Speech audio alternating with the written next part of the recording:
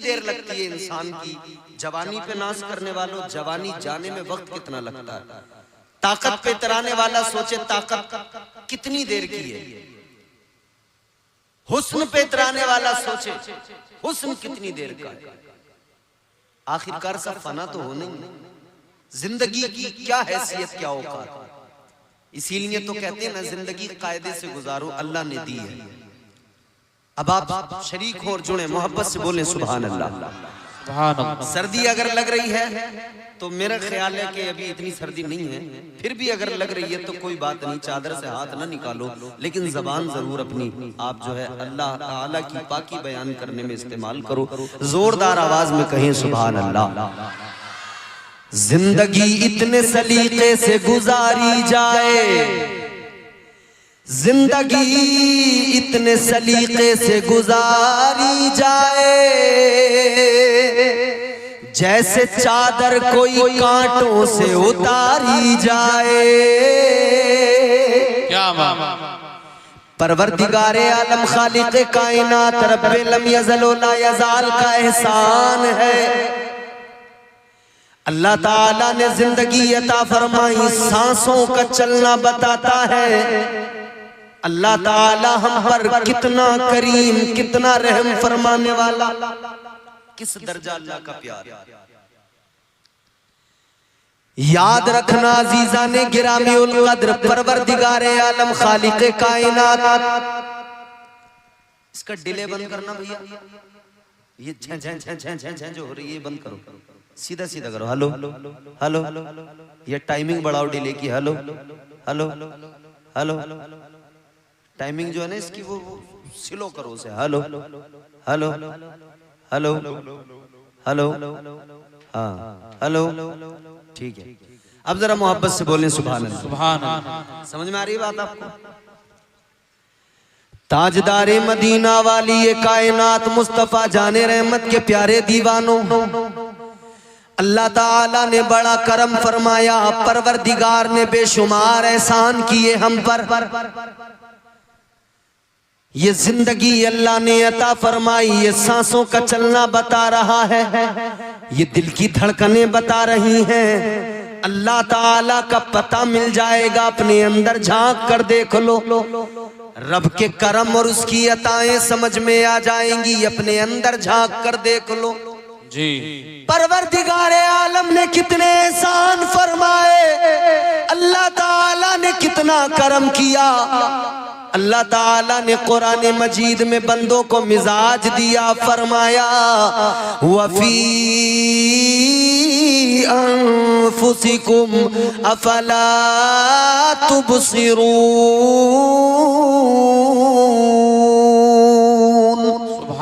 कुरान कहता है अपने अंदर जरा झांक कर देख ले, अपने आप में जरा गौर करके देख ले।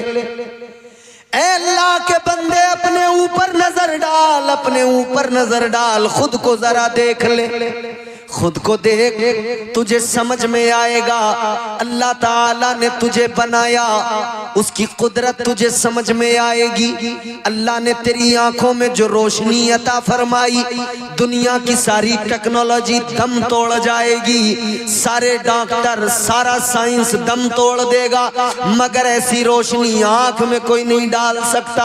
अल्लाह ताला ने जो ताकत तेरे हाथ को अता फरमाई, अल्लाह ताला ने जो हाथ को घुमाने की सलाहियत तुझे दी है, कोई चाहे जितने रोबोट बना ले, मगर ये सलाहियत, ये ताकत कोई नहीं डाल सकता है। अल्लाह ताला ने जो तुझे सूंघने की ताकत अता फरमाई है, जो अल्लाह ने अता फरमाई है, वैसी ताकत तुझे कोई अता नहीं कर सकता है।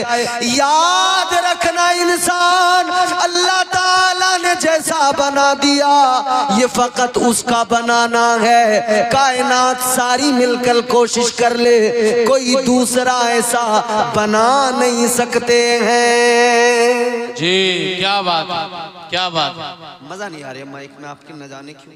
शायद या तो मैं माइकों पर नहीं बोलता, ऐसा भी हो सकता है, मुझे तजुर्बा ना हो माइकों का। जोर से बोलें सुभान अल्लाह। सुभान अल्लाह। अजीजाने गिरामीउल कद्र, वो हमारा परवरदिगार है, वो खालिक कायनात, उसकी शान क्या सुनो। मैं आपको कुरान सुनाऊंगा, अल्लाह का फरमान सुनाऊंगा, मुस्तफ़ा की हदीस से सुनाऊंगा, बस आप थोड़ा सा इत्मीनान से सुनते रहे। परवरदिगार आलम खालिक कायनात,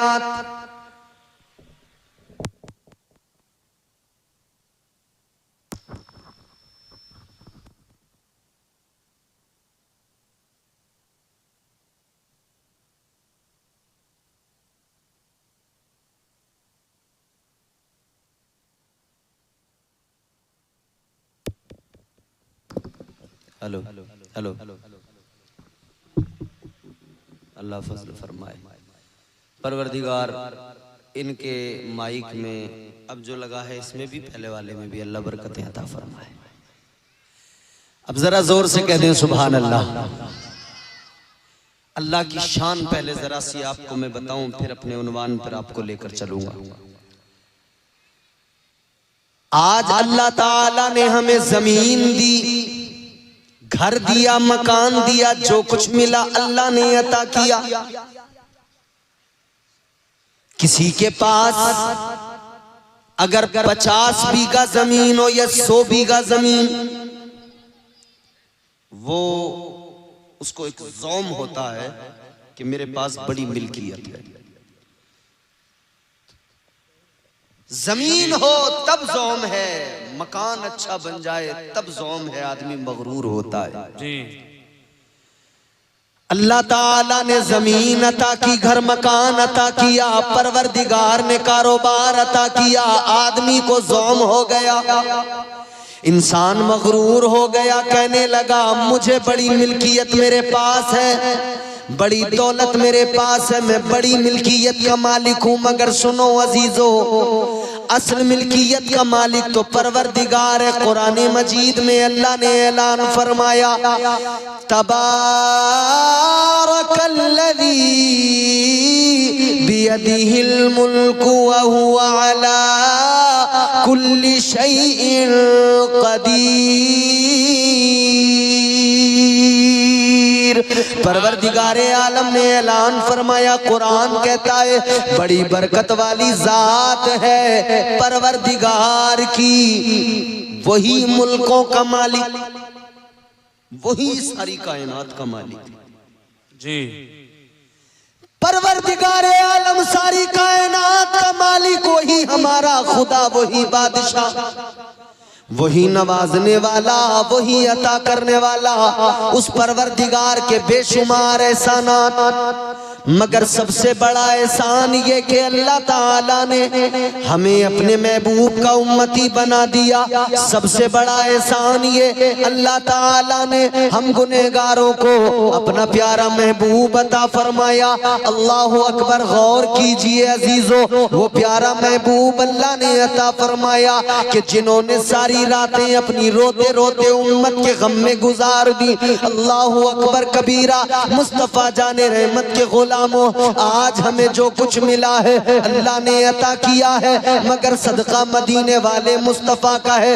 आज के जलसे में आने वालों, एक बात जरा तवज्जो से सुनना और दिल की तख्ती पे लिख के लेके जाना। परवरदिगार ने हमसे पहले भी न जाने कितनों को पैदा किया, पहले भी कितनी उम्मतें दुनिया में आई, मगर अल्लाह ने हम पर खुसूसी करम फरमाया। पहले वालों का हाल क्या था? अगर वो गुनाह किया करते थे अल्लाह ताला का अजाब आ जाता था, अगर वो नाफरमानियां किया करते थे रब का अजाब आ जाता था। याद रखो अजीजों, एक उम्मत ने गुनाह किया, अल्लाह ताला की नाफरमानी की, अजाब आ गया, अल्लाह ताला ने उनको बंदर बना दिया। एक नाफरमानी की, अल्लाह ने उनको बंदर बना दिया। अभी बंदर आया, आप देखकर हंसने लगे, आप देखकर उसी में लग गए, मगर सुनो सुनो, एक उम्मत ने एक नाफरमानी की, अल्लाह ताला ने बंदर बना दिया। किस लिए? नाफरमानी की वजह से। किस लिए? बेशक नाफरमानी की वजह से। आज की रात जब जलसा मुकम्मल हो जाए, आप अपने घर जाएं, घर पे जाना, आईना उठाना, अपना चेहरा देखना और चेहरा देखकर अल्लाह का शुक्र अदा करना। अल्लाह की बारगाह में कहना, मौला तेरा बड़ा करम है, उन्होंने एक नाफरमानी की, तूने उनको बंदर बना दिया। मैं तो रात दिन नाफरमानी करता हूं, सुबह से लेकर रात तक नाफरमानियां। ऐ मेरे परवरदिगार, इतनी नाफरमानियों के बावजूद भी तूने मुझे बंदर नहीं बनाया। मैं सुबह बिस्तर से उठता हूं, नाफरमानी करता हूं, दिन भर मैं झूठ भी बोलता हूं, गीबत भी करता हूं, चुगलियां भी करता हूं, मगर तूने मुझे बंदर नहीं बनाया। इतनी नाफरमानियों के बावजूद भी अल्लाह ने बंदर नहीं बनाया, चेहरा नहीं बिगाड़ा, अल्लाह ने चेहरे मस्ख नहीं किए। अल्लाह का शुक्र अदा करना, मौला तेरा बड़ा करम है। या अल्लाह, इतनी नाफरमानियों के बावजूद भी मेरा चेहरा सलामत है। और एक बात और याद रखना, अल्लाह ताला का शुक्र अदा करना और इसको अपना कमाल न समझ लेना, अपनी इबादतों का कमाल न समझ लेना। ये न समझ लेना कि मेरे सजदों ने मुझे बचाया है, ये न समझ लेना कि मेरी इबादतों ने मुझे बचाया है। याद रखना, अगर आज़ाब नहीं आता तो ये हमारे आपके सजदों का कमाल नहीं है, ये मदीने वाले मुस्तफा का कमाल है। नारे तकबीर, नारे रिसालत, मसलके आला हजरत, उलमा अहले सुन्नत जिंदाबाद जिंदाबाद, सुभान अल्लाह। ये हमारे सजदों का कमाल नहीं, मुस्तफा का कमाल है।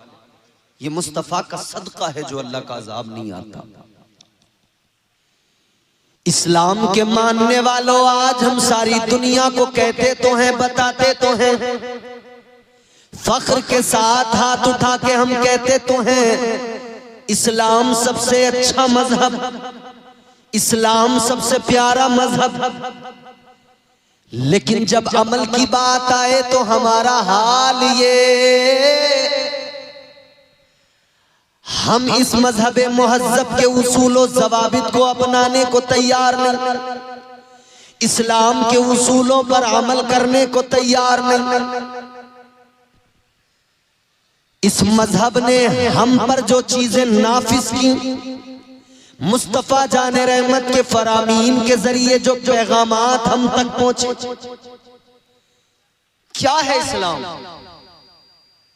इस्लाम यही है, आप ईमान लाने के बाद शरीयत मुस्तफा पर अमल करें। अल्लाह ताला ने नमाज फर्ज फरमाई, 5 वक्त की आपका काम, हमारा काम कि हम 5 वक्त बाजमात नमाज अदा करें। अल्लाह ताला ने प्यारे मुस्तफा ताजदारे मदीना के जरिए जो अहकामात हम तक पहुंचाए, हमारी जिम्मेदारी हम अमल करें। इस्लाम कहता है झूठ बोलना हराम है, हमारी जिम्मेदारी हम झूठ से परहेज करें। याद रखना अजीजों, आज सारी दुनिया के अंदर मुसलमान जिस हाल में है, हम सब वाकिफ हैं। हम रोना भी रो रहे हैं, मगर एक ही कमी है, इतना सब होने के बावजूद भी हमने बदला नहीं है खुद को, अपने अंदर कोई बदलाव हम लेकर नहीं आए। काश हम देखते कि दुनिया में आज जो हमारी हालत है उसका जिम्मेदार कौन है? हम खुद हैं। परवरदिगारे आलम ने जो अहकामात नाफिज किए हैं, अगर हम उन पर अमल करने लग जाएं, खुदा की कसम, बलाओं को टालने वाली जात अल्लाह की, मुश्किलों को आसान बनाने वाली जात अल्लाह ताला की। ऐ लोगों, हमारा काम इतना, हम अल्लाह ताला के नाफिज करदा उसूलो ज़वाबित क़वानीन पर अमल करने लग जाए। नमाज इस्लाम में हमको 5 वक्त की अल्लाह ताला ने अता फरमाई, फर्ज फरमाई। नमाज पढ़ने लग जाए ताकि नमाज जब हम नमाज में सर झुकाएं, हमारा रब हमारी पेशानियों को झुकता हुआ देखकर, हमारी पेशानियों को जमीन पर देखकर राजी हो जाए। अजीज़ाने गिरामीउल कद्र, आज मुसीबत आई हुई है, आज हालात ये है, एक के बाद एक मस्जिदों पर हमला किया जा रहा है। मगर याद रखना, आज हम रो रहे हैं मस्जिदों का रोना, लेकिन फिर भी नमाज पढ़ने को तैयार नहीं, फिर भी पेशानियां झुकाने को तैयार नहीं, फिर भी रब के हुजूर सजदा करने को तैयार नहीं। ताजदारे मदीना ने नमाज की अहमियत बयान फरमाई। परवरदिगारे आलम के प्यारे महबूब ने नमाज का मकाम बयान किया। इधर सुनो, मेरी तरफ देखो, अल्लाह ताला ने नमाज फर्ज फरमाई, मुस्तफा ने ऐलान फरमा दिया। आका ने फरमाया, नमाज मेरी आंखों की ठंडक है। ऐ मस्जिदों को बचाने वालों, पहले अपनी पेशानियां मस्जिदों में झुकाओ। मस्जिदों के लिए सिर्फ मैदान में आकर शोर करना काफी नहीं होता, बल्कि पहले मस्जिदों में सर भी झुकाना होता है। और इतना सब होने के बावजूद भी, इतना सब देखने के बावजूद भी हमको क्या चाहिए था कि आज वहां ऐसा हुआ है। चलो हम तो खुद को बदले, हम तो अपने गांव की मस्जिदों को आबाद करें, हम तो 5 वक्त की नमाजें पढ़ने लग जाए। लेकिन अफसोस बराबर है, नमाज पढ़ने को हम तैयार नहीं। अफसोस बराबर है, एक वक्त भी सर झुकाने को हम तैयार नहीं। अल्लाह अकबर कबीरा। आओ अजीजों, मैं एक बात बताता हूँ, आज अगर आपका कहना यह है कि नमाज में जाने नहीं देता शैतान, या नमाज में दिल नहीं लगता हमारा, तो याद रखना, मेरे आका ने नुस्खा बता दिया, ताजदारे मदीना ने तरीका बता दिया। आप नमाज को आइए, आप कम से कम आकर नमाज पढ़ना तो शुरू कीजिए। धीरे धीरे धीरे धीरे इस दिल में नमाज की मोहब्बत और अहमियत खुद ब खुद अल्लाह डाल देगा, और नमाज में दिल भी लगने लगेगा, नमाज में दिल भी लगने लगेगा। क्योंकि कुरान ने खुद ऐलान किया, अल्लाह ताला ने फरमाया, इन्नस्सलात तन्हा अनिल फहशाई वल मुनकर।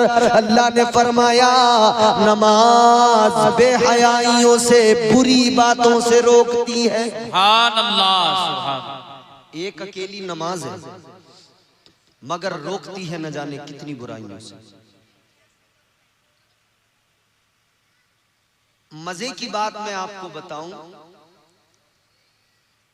नमाज बेहयाइयों से, बुराइयों से रोकती है, मगर जितना आदमी का नमाज में दिल नहीं लगता ना, उससे कहीं ज्यादा नमाज की बात सुनने में दिल नहीं लगता। ये भी एक सच्चाई है। जी जी जी। नमाज की बात भी सुनना आदमी को गवारा नहीं है। जलसों में तो ये सोच रहे हैं लोग कि बस बाहर से मौलाना आए और एक रात में तमाम गांव को जन्नती बना के चले जाए। मौलाना के बाप की जन्नत नहीं है, अल्लाह पाक की जन्नत है। दुनिया भर का कोई भी मौलवी आए, आपको एक रात में जन्नती नहीं बना सकता। याद रखना, जन्नत अल्लाह ताला की, मालिक मुस्तफा। जन्नत में जाना है तो उसी तरीके से जाओगे जो तरीका मुस्तफा ने अता फरमाया है। सुभान अल्लाह, सुभान।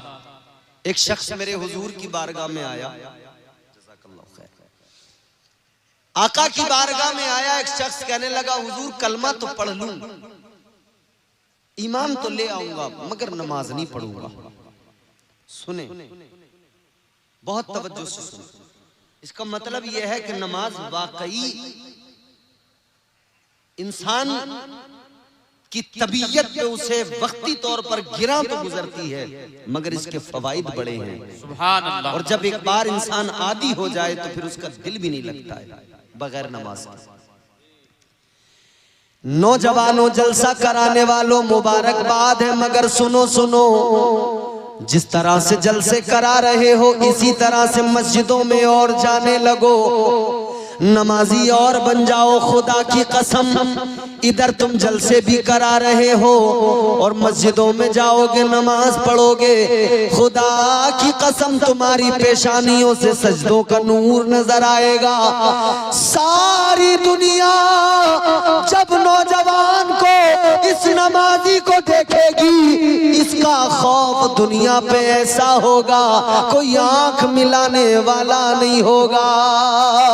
वो जिन्होंने दुनिया को फतह किया, वो जिन्होंने दुनिया पे इस्लाम का परचम लहराया, वो बेनमाजी नहीं थे, सब नमाजी थे। सुभान अल्लाह, सुभान अल्लाह, सुभान अल्लाह। बहुत जिन्होंने कैसर और किसरा को फतह किया था, जिन्होंने रोम की हुकूमत का तख्ता पलट दिया था, वो बेनमाजी नहीं थे, सब नमाजी थे। हम तो चैनो सुकून की जिंदगी गुजार रहे हैं, फिर भी नमाज नहीं पढ़ते। उन्होंने तो तलवारों के साये में नमाजें अदा की, हम तो बड़े मजे की जिंदगी गुजार रहे हैं, गोश्त से रोटी खा रहे हैं, बिरयानियां खा के नमाज नहीं पढ़ रहे। उन्होंने सूखे हुए चमड़े पानी में भिगो भिगो कर उनको चबा चबा कर पेट की आग बुझाई, या कुछ ना मिला तो फाके किए, मगर फिर भी उन्होंने नमाजें अदा की, फिर भी उन्होंने सजदे किए। ये उनकी बात थी। आज हम चाहते तो ये है दुनिया को फतह कर ले, मगर एक वक्त नमाज पढ़ने को तैयार नहीं। इरादा तो ये है कि हम सारी दुनिया को फतह कर लें, मगर नमाज एक वक्त की पढ़ने को तैयार नहीं।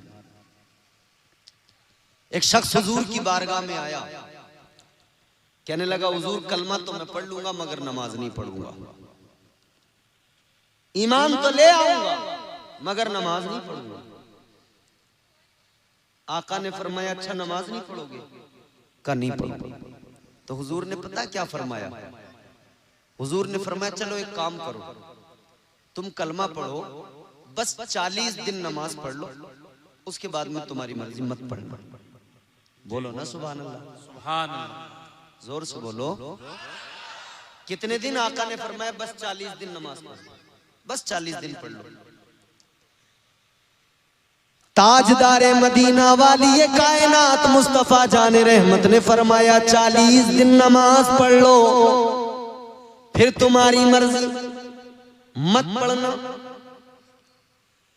इतना सुना तो कहने लगा चलो इतना तो कर ही लूंगा, 40 दिन में क्या है, पढ़ लूंगा जी। मुस्तफा जाने रहमत ने कलमा पढ़ाया, उसने कलमा पढ़ा, ईमान ले आया। सुभान अल्लाह, कलमा पढ़ लिया, 40 दिन नमाजें पढ़ने को राजी हो गया, कहने लगा पढ़ लूंगा। पहला दिन 5 वक्त बाजमात नमाज अदा की। नबी के सहाबा से कहने लगा देखो तुम्हें सारी जिंदगी पढ़ना है, मुझे बस 40 दिन।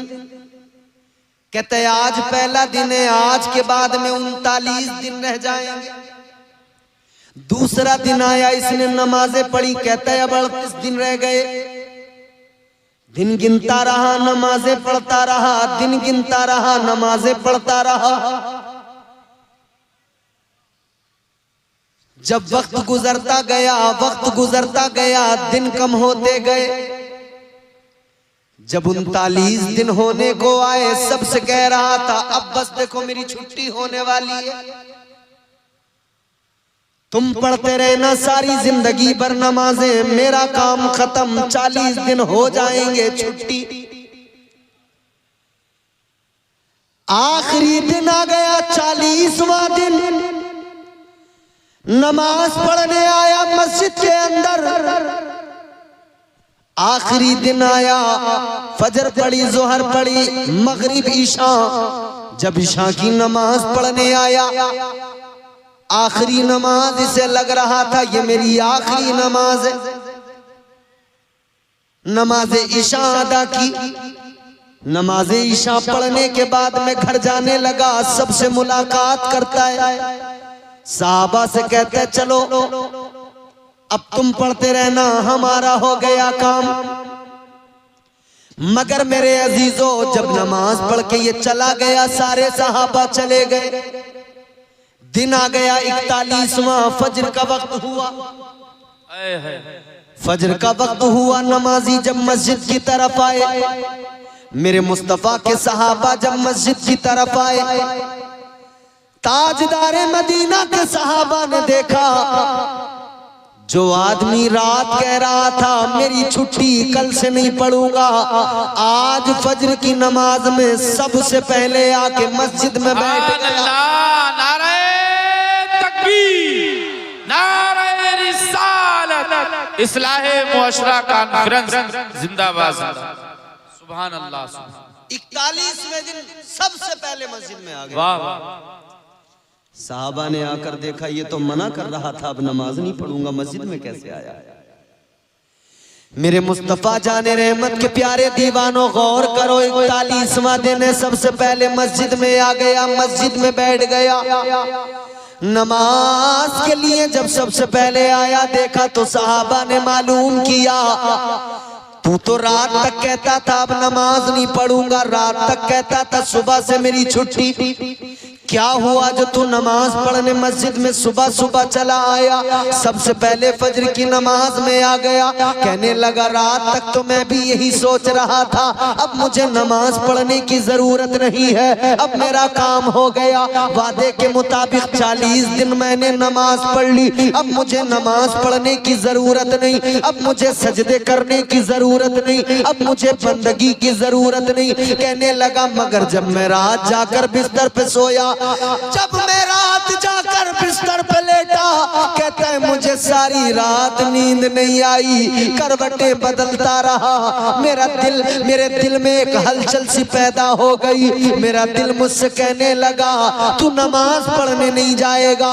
वो नमाज जो नबी की आंखों की ठंडक है। मेरा दिल मुझसे कहने लगा, तू नमाज पढ़ने नहीं जाएगा, वो नमाज जिस नमाज में तेरी तबीयत को शादगी मिलती है, तेरी तबीयत को आराम मिलता है, तेरे दिल को सुकून मिलता है। कहता है सारी रात में बिस्तर पे करवटें बदलता रहा, सारी रात नींद नहीं आई, सारी रात करवटें बदलने के बाद में इस नतीजे पे पहुंचा कि अब नमाज के बगैर मुझसे रहा नहीं जाएगा। कहने लगा, 40 दिन की नमाज ने मुझे ऐसा बदल दिया, अब कोई मुझे रोकेगा तब भी मैं रुक नहीं पाऊंगा, बल्कि अब मैं जब नमाज पढ़ूंगा तभी मेरे दिल को सुकून आएगा। सुभान अल्लाह, सुभान अल्लाह, बहुत खूब। कहता है अब अगर नमाज नहीं पढ़ूंगा तो मेरे दिल को करार ही नहीं मिलेगा, सुकून ही नहीं मिलेगा। ये नमाज वो है कि बंदा पढ़ने तो लगे, दिल खुद ब खुद लग जाता है। एक अल्लाह वाले थे, एक बुजुर्ग थे, उनकी बारगाह में एक शख्स आया, कहने लगा, हुजूर नमाज में दिल नहीं लगता। आप लोगों का लगता है दिल? ये बड़ा खतरनाक सवाल है। लगता तो 5 वक्त की पढ़ते, नहीं पढ़ते हो तो मतलब साफ है कि लगता नहीं है। मगर सुनो, जिनका नहीं लगता है उनके लिए बात बता रहा हूं, बड़े फायदे की बात बता रहा हूं, जिनका नमाज में दिल नहीं लगता है। अल्लाह वाले की बारगाह में एक आने वाला आके कहने लगा, नमाज में दिल नहीं लगता, क्या करूं? अल्लाह वाले ने फरमाया, सुन, नमाज में अगर तेरा दिल नहीं लगता तो तुझे खुशखबरी सुना रहा हूं। कहा, कैसी खुशखबरी? अल्लाह वाले ने फरमाया, खुशखबरी ये है, अगर तेरा नमाज में दिल नहीं लगता है तो तुझे डबल सवाब मिलेगा, तू बस नमाज पढ़ता रहे। सुभान अल्लाह। नमाज में दिल भले नहीं लगता है मगर तू पढ़ता रहे, तुझे डबल सवाब मिलेगा। कहने लगा, हुजूर डबल कैसे? फरमाने लगे, डबल इसलिए मिलेगा, एक तो ये कि तेरा दिल नहीं लगता, तबीयत नहीं लगती, फिर भी पढ़ रहा है तो शैतान के वसवसों से, शैतान के मकर से बच कर आ रहा है। खुद को जबरदस्ती नमाज के लिए ला रहा है। इस जबरदस्ती आने और लाने पर, दिल ना लगने के बावजूद नमाज पढ़ने पर, एक तो इस पर तुझे सवाब मिलेगा और दूसरा नमाज पढ़ने पर अल्लाह तुझे सवाब अता करेगा। फरमाने लगे अगर तेरा दिल नमाज में नहीं लगता और ज्यादा पढ़, अल्लाह ताला डबल सवाब अता फरमाएगा। परवरदिगार तुझे मजीद सवाब अता फरमाएगा। याद रखना अजीजों, अगर दिल नहीं लगता है और ज्यादा पढ़ो ताकि अल्लाह ताला डबल सवाब अता फरमाए। तो इस्लाम का पहला ज़ाब्ता तो यह है कि आप नमाजी बने। पहला उसूल तो यह है कि बंदा नमाजी बने। लेकिन हमने मुआशरे में ऐसे भी लोग देखे जो नमाजी तो हैं, नमाज तो पढ़ते हैं, मगर नमाजों को बचा नहीं पाते। जितना जरूरी नमाज पढ़ना, उसको बचाना भी उतना जरूरी। पहली चीज ये, आदमी नमाज पढ़े तो उसकी नमाज की क्वालिटी ये हो कि उसकी नमाज उसे बुराइयों से बचाए, उसकी नमाज उसे बेहयाइयों से बचाए, उसकी नमाज उसे गीबत करने से बचाए, चुगली करने से बचाए। हमने तो अपने मुआशरे में देखा है, आदमी मस्जिद से नमाज पढ़ के निकलता है, दरवाजे पे आके झूठ बोलने लगता है। आदमी मस्जिद से नमाज पढ़ के निकला, किबला मस्जिद के दरवाजे से उसने गीबत करना शुरू कर दिया। कोई और भी नहीं मिला तो इमाम की।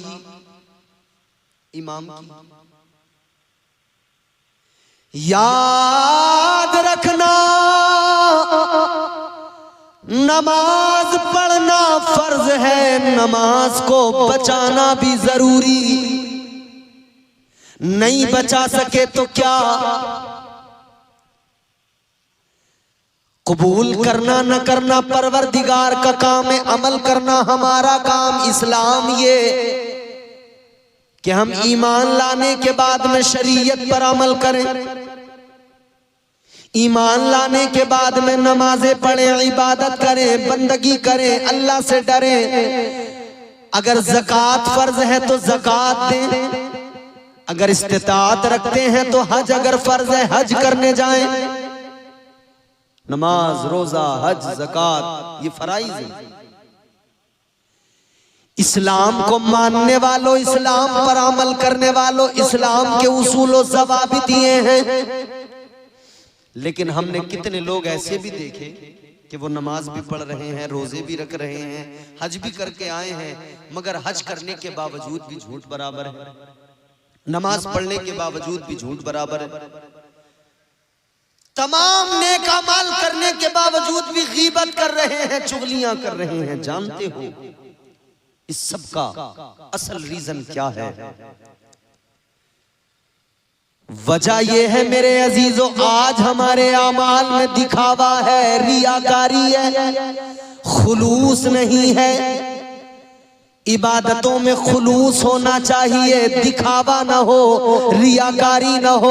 खुलूस अपनी अमल में शामिल करो, खुलूस अपने अमल में पैदा करो। खुलूस ना हो तो अमल किसी काम का नहीं, खुलूस ना हो तो अमल का कोई फायदा नहीं। अल्लाह अकबर कबीरा, गौर फरमाइए, ये इस्लाम है, ये प्यारा इस्लाम जो बंदे को हर तरह से संवारता है, हर तरह से आरास्ता करता है, पैदा होने से लेकर कब्र की आगोश में जाने तक। इस्लाम तमाम जिंदगी का सलीका सिखाता है, इस्लाम तमाम जिंदगी गुजारने का ढंग अता फरमाता है। जब बच्चा पैदा हो आपको करना क्या है ये भी इस्लाम बता रहा है। जब बच्चा आपका बड़ा हो उसकी तरबियत कैसे करना है ये भी इस्लाम सिखाता है। जब आपका बच्चा जवान हो जाए तब वो जिंदगी कैसे गुजारे ये भी इस्लाम सिखाता है, और जब बुढ़ापा आ जाए तो बूढ़े के साथ में फिर उसकी औलाद को क्या करना है और औलाद के साथ में इस बुजुर्ग को कैसे रहना है,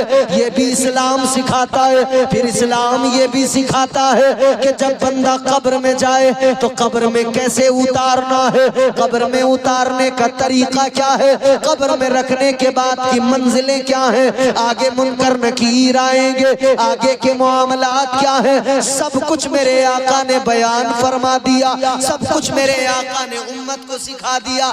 ताजदारे मदीना ने सब कुछ बता दिया, सब कुछ सिखा दिया। मगर अजीजों, आज हमारी हालत ये, सब कुछ जानने के बावजूद, सब कुछ समझने के बावजूद भी हमारी हालत ये बेअमल बने हुए हैं। आज अगर दुनिया के अंदर अपने मजहब के नाम लेने के बाद में सबसे बड़ी मजहब से दूरी बनाई हुई कौम अगर कोई नजर आती है तो वो मुसलमान नजर आता है।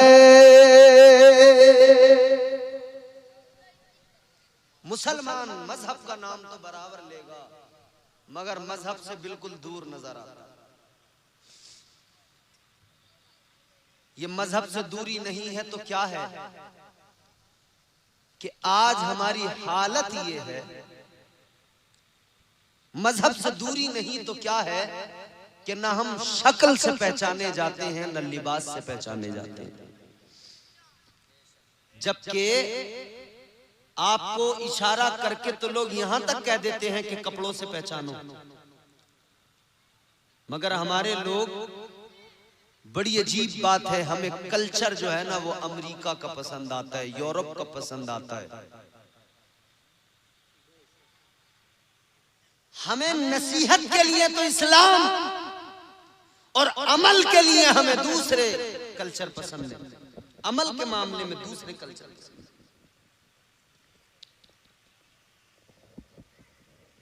कल्चर की बात जहां तक है ना, अगर हमें मुस्तफा का दिया हुआ कल्चर पसंद आया होता तो हमारे चेहरों पे मुस्तफा की सुन्नत होती।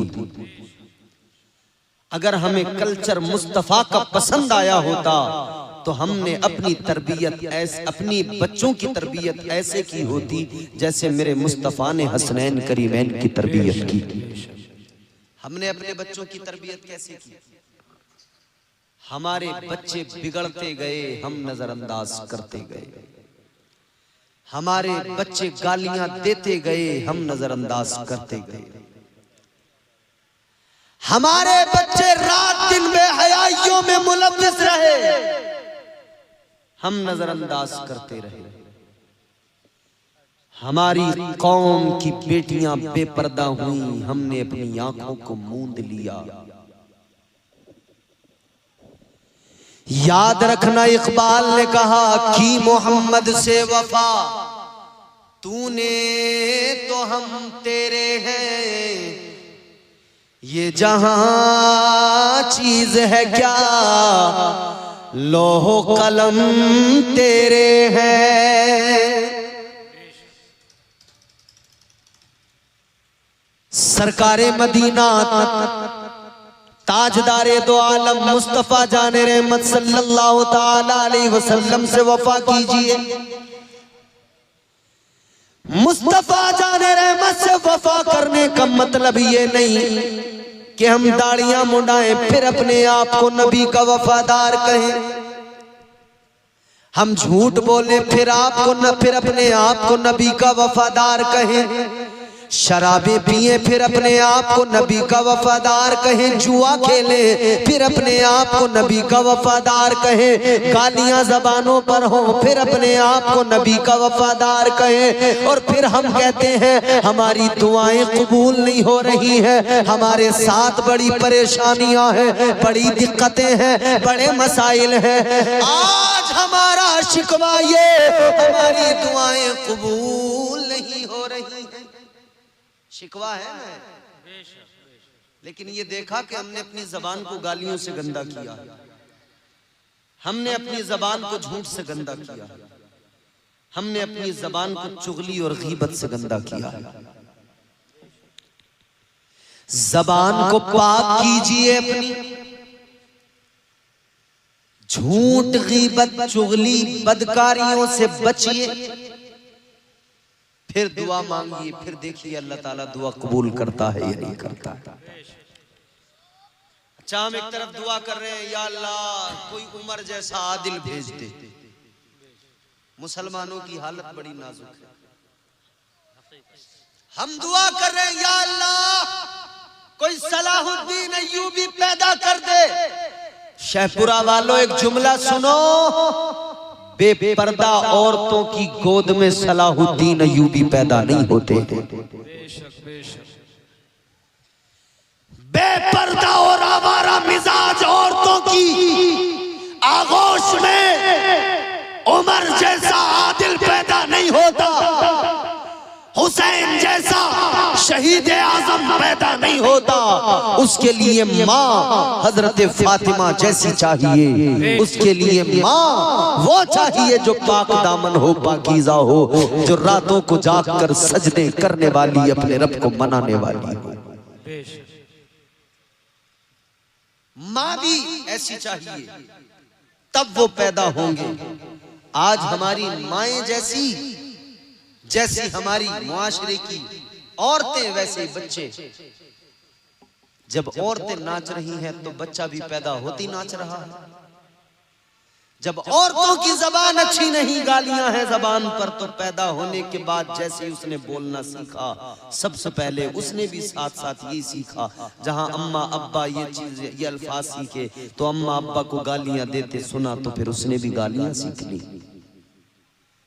छोटे छोटे बच्चे, क्या आपने देखा नहीं, इन्हें कहां से कहीं से कोई, आप बच्चे को कलमा नमाज सिखाएं, इमाम के पास भेजें, तब जाकर सीखता है। गालियां सिखाने के लिए आपने किसी ट्रेनिंग सेंटर में भेजा, किसी स्कूल में भेजा? बताइए, किसी स्कूल में भेजा कि यहां पे गालियां सीखेगा? नहीं ना, खुद सीखा। कैसे सीखा? जब उसके सामने बार बार गालियां दी जा रही थी, वो खुद ब खुद सीख गया। इसी तरह से अगर उसके सामने बार बार कुरान पढ़ा जाता, वो खुद ब खुद कुरान पढ़ने वाला बन जाता।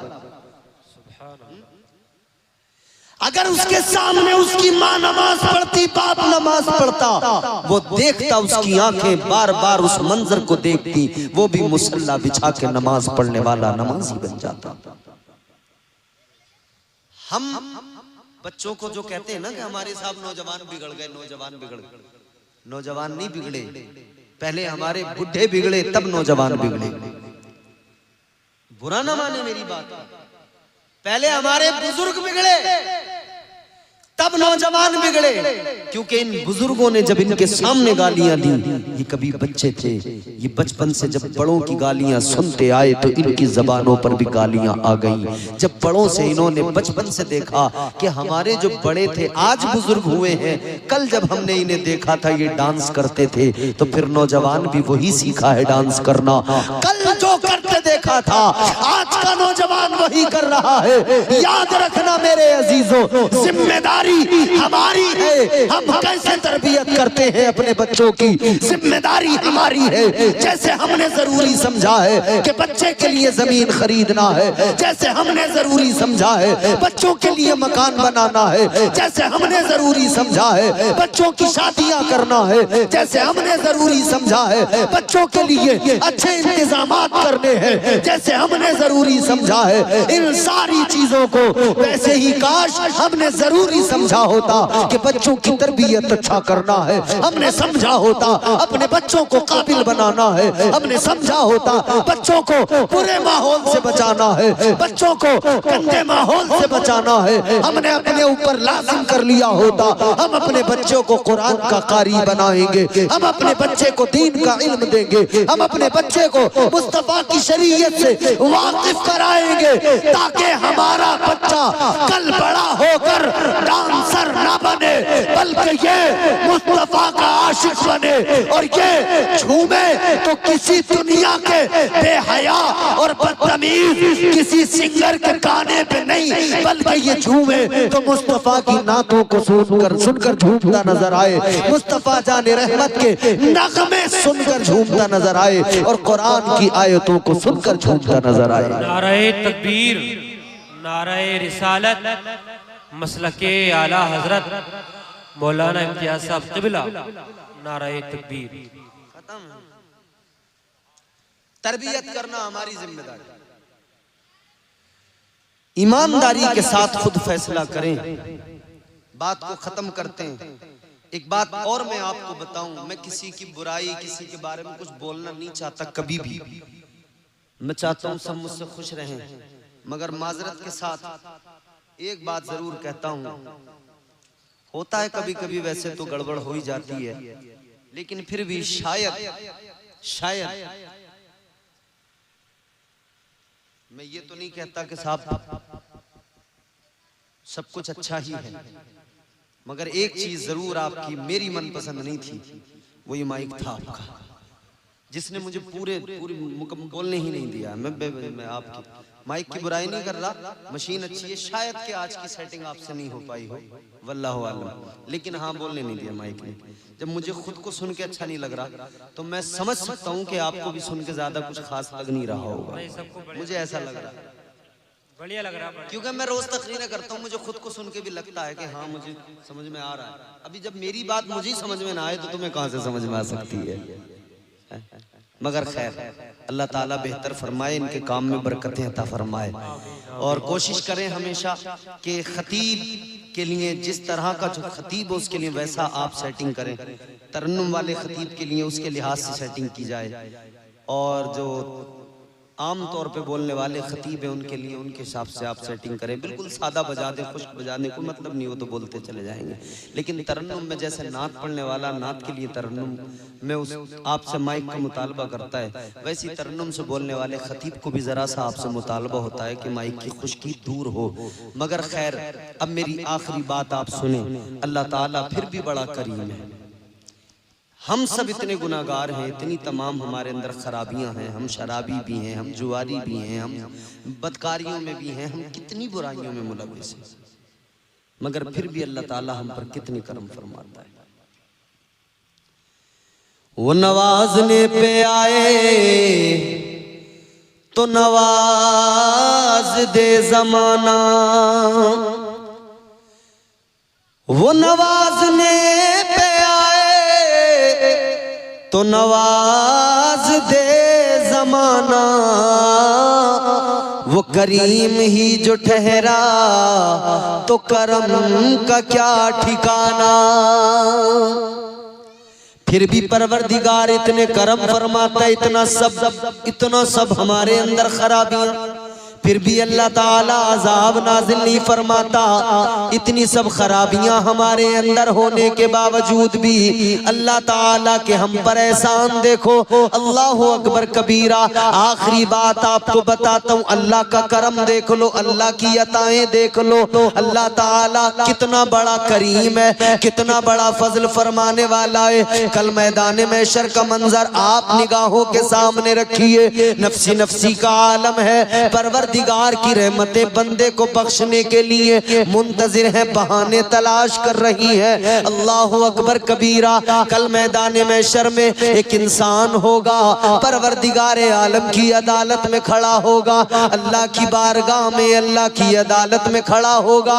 परवरदिगार आलम की बारगाह में जब उसके आमाल का वजन किया जाएगा, अल्लाह ताला की अदालत में जब आमाल तोले जाएंगे, आमाल उसके इतने नेकियां और गुनाह, एक पल्ले में नेकियां एक में गुनाह, जब वजन किया जाएगा तो इतने कि एक नेकी की बस जरूरत पड़ेगी, एक नेकी कम पड़ जाएगी फकत जन्नत में जाने के लिए। एक नेकी की जरूरत पड़ेगी बस जन्नत में जाने के लिए।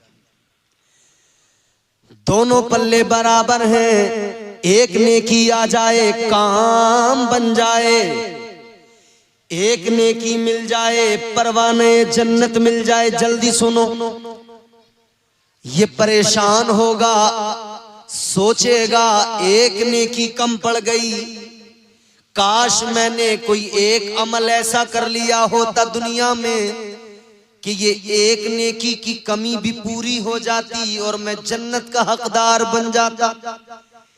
एक नेकी कम पड़ गई, क्या करूं? अल्लाह ताला की अदालत में अल्लाह ताला ने फरमाया, तूने,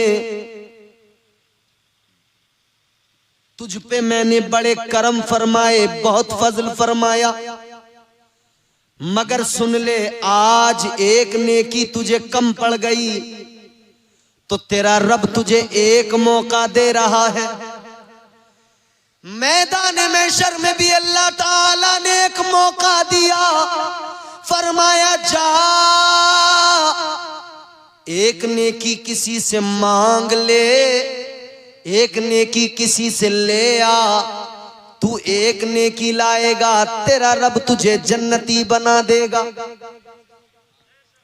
इसने सोचा कहां जाऊं, किधर जाऊं, किससे नेकी मांगूं? इसके दिमाग में ख्याल आया, सोचने लगा एक जात ऐसी है जिसने मुझे बहुत प्यार किया, एक जात ऐसी है जिसने मुझे बड़ी मोहब्बतों से नवाजा है हमेशा, जिसकी ममता की आगोश में मैं परवान चढ़ा। ख्याल आया वो मेरी माँ है, चलो अपनी माँ के पास जाऊं, माँ से जाकर एक नेकी मांगूं। मेरी माँ मुझसे बड़ी मोहब्बत करने वाली हस्ती, एक नेकी अगर मेरी माँ ने मुझे दे दी मेरा काम बन जाएगा, जन्नत में चला जाऊंगा। ताजदारे मदीना के गुलामों, ये माँ के पास आया, अपनी माँ से आके कहने लगा, मेरी माँ एक नेकी की जरूरत है, एक नेकी मुझे दे दे।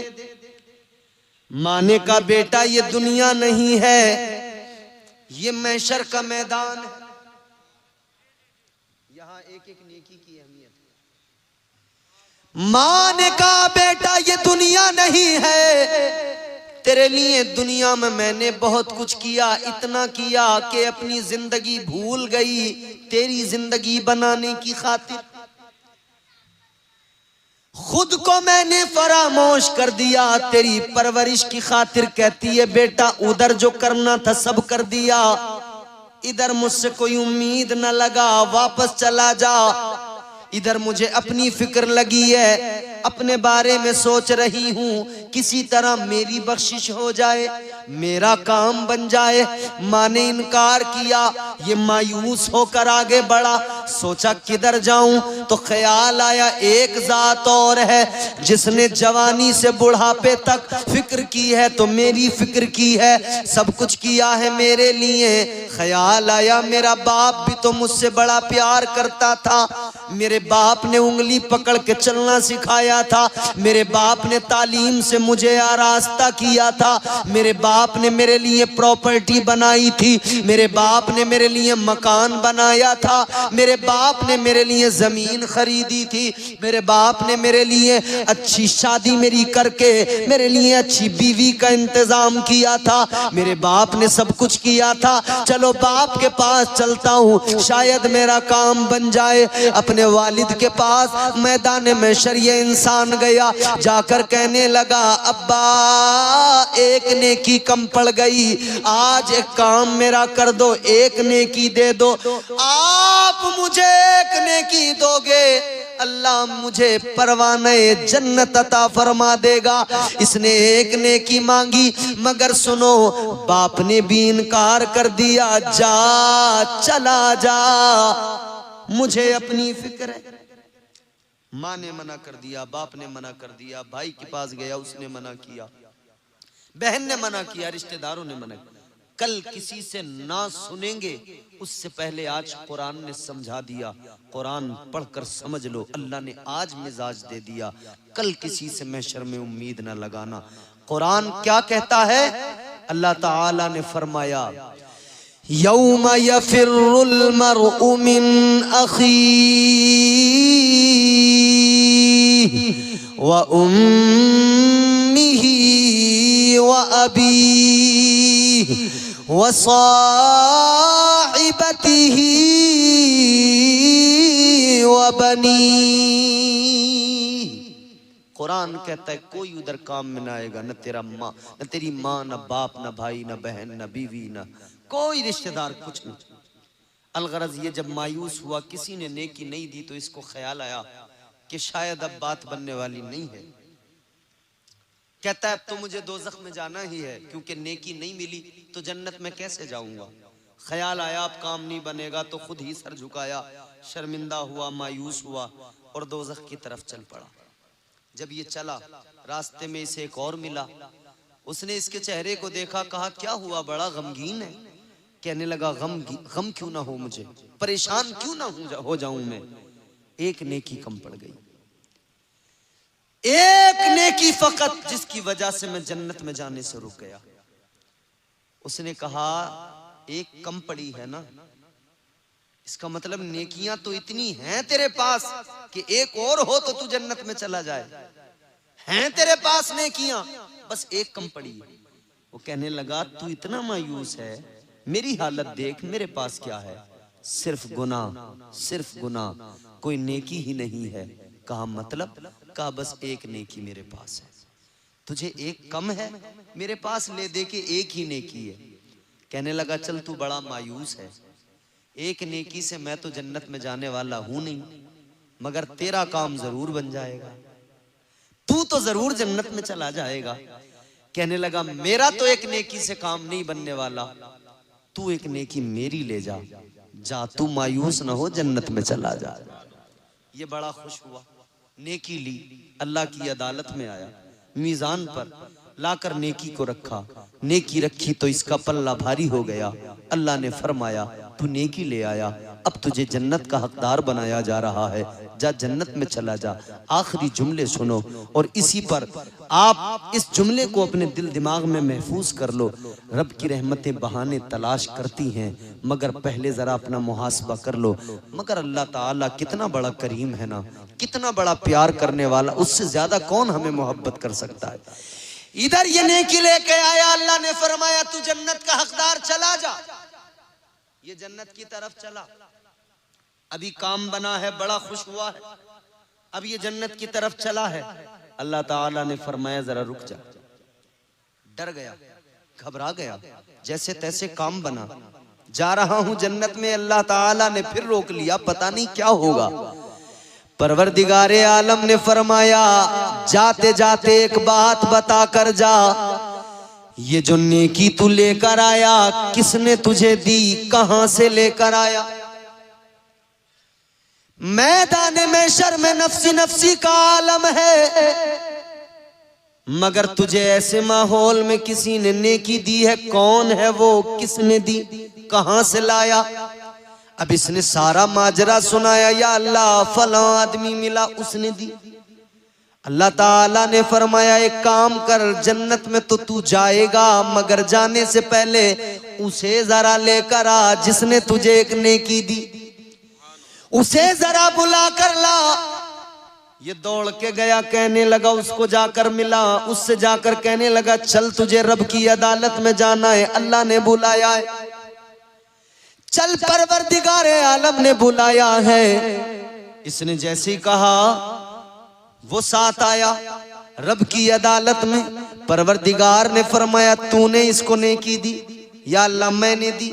अल्लाह ताला ने फरमाया एक बात बता, मैदान महशर में कोई किसी के काम नहीं आ रहा है, सबको अपनी अपनी फिक्र लगी है, मगर तूने जो इसको नेकी दी वजह क्या, क्यों दी।